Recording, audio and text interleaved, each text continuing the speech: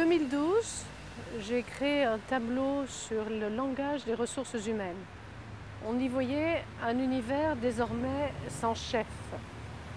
Est-ce vrai qu'on est dans un monde où il n'y aura plus d'autorité à l'heure de l'homme numérique? Oui et non. Sans doute faut-il désormais être auteur pour être un homme qui possède de l'autorité. Et cela est sain, parce qu'on doit démontrer, on doit être pédagogue, et pour une génération Y, il faut désormais être légitime. On ne peut pas donner un ordre arbitraire. Maintenant, ce nouveau chef est plus un coach, un accompagnateur, mais il doit quand même donner une visée. Alors, cette visée, quelle est-elle?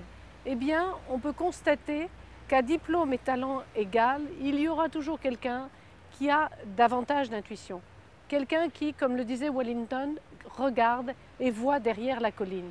Et malgré tout reste chef, celui qui est légitime, celui qui sait transmettre et partager, mais qui possédera encore ce zeste de vision.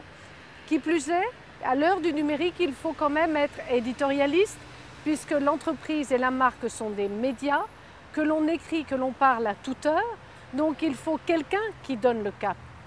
J'ajouterais que finalement on constate que le chef est chef, même si on dit qu'on veut un mot sans chef, parce qu'il y a toujours un moment où l'on cherchera à savoir égal toujours la personne la plus courageuse, c'est-à-dire la personne qui sait dire non.